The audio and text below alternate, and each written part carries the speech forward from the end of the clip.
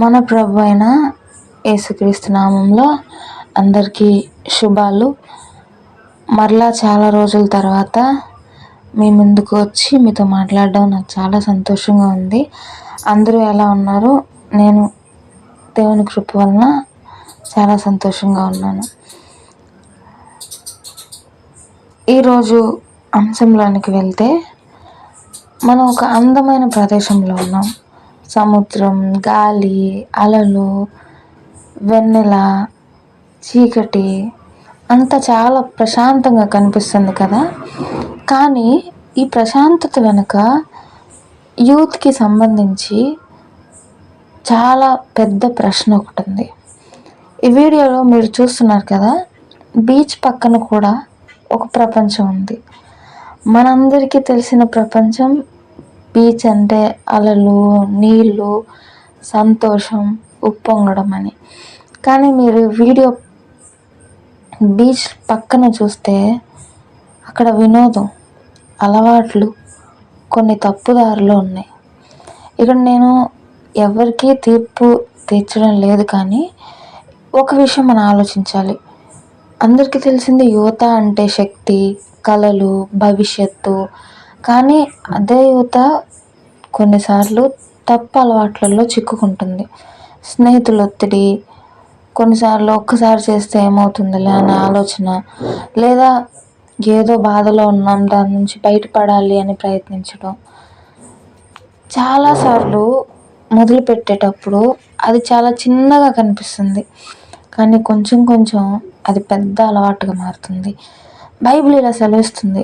1 కొరింథీయులకు రాసిన పత్రిక 10వ అధ్యాయం 13వ వచనం, మనిషికి సాధారణమైన శోధన తప్ప మరేమీ లేదు. అంటే దేవుడు మనతో చెప్తుంది, మీ అందరికీ శోధనలు ఉన్నాయి, మనందరం శోధనలు ఎదుర్కోవాలి. కానీ వాటి నుంచి బయటపడే మార్గం కూడా దేవుడే ఇస్తాడు. ఈ బీచ్ అలల్లాగా అలలు వస్తాయి వెళ్తాయి, కానీ మనం నిలబడితే మనం బ్రతుకుతాం. అలాగే జీవితంలో వచ్చే శోధనలు, తప్పుదారిలో వచ్చే కొన్ని అలవాట్లు వస్తూనే ఉంటాయి, కానీ మనం వాటికి లొంగిపోకుండా నిలబడాలి. కొంతమంది యువత అనుకుంటారు, ఇది మామూలే కదా, అందరూ చేస్తున్నారు కదా, నేను ఎందుకు చేయకూడదు. అందరికీ నీకు ఒక తేడా ఉంది.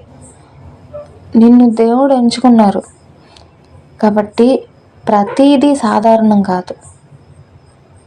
సాధారణం అనుకునే ప్రతీదీ మనకి మంచిది కాదు. ఈ ప్రపంచం మనకు చాలా విషయాలు చూపిస్తుంది, కానీ ప్రతి విషయం మనకు ఉపయోగపడదు. ఈ ప్రదేశం అందంగా ఉంది, కానీ ఇక్కడ ఒక ప్రమాదం కూడా ఉంది. అదే మనం దారి తప్పుకోవడం. కానీ ఇలాంటి విషయాల్లో కూడా మంచి వార్త ఉంది. ఏంటంటే, దేవుడు మనల్ని నియంత్రించడానికి కాదు, మనల్ని కాపాడడానికి ఉన్నాడు.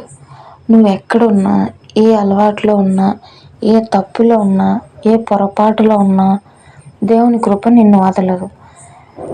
అలాగే యాకోబు రాసిన పత్రిక 1వ అధ్యాయం 12వ వచనం, శోధనని తట్టుకునేవాడు ధన్యుడు. అంటే పడిపోకుండా నిలబడడం అనేది సాధ్యమయ్యే పని. ఈరోజు నేను మీ అందరికీ ఒక చిన్న సందేశం చెప్పాలనుకుంటున్నాను.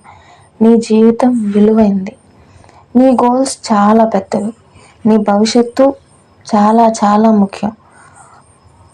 కొంతసేపు ఆనందం కోసం శాశ్వతమైన భవిష్యత్తుని కోల్పోవద్దు. కాబట్టి ఈ సముద్రం నుంచి మనం నేర్చుకోవాల్సిన విషయం, అలలు ఎంత బలంగా ఉన్నా తీరాన్ని మార్చలేవు. అలాగే దేవునిలో నిలబడిన జీవితం తప్పు అలవాట్ల వల్ల పూర్తిగా పడిపోదు, మళ్ళీ తిరిగి లేవగలుగుతావు పడిపోయి ఉన్నా కూడా.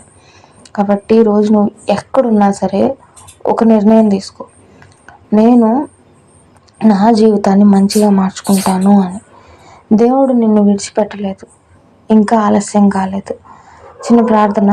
ప్రభువా, ఈ వీడియో చూస్తున్న ప్రతి యువకుని జీవితాన్ని, ప్రతి యువతి జీవితాన్ని నువ్వు కాపాడు. వారి జీవితాన్ని సరైన దారిలో నడిపించు తండ్రి. యేసు నామములో ప్రార్థిస్తున్నాను తండ్రి. ఆమెన్.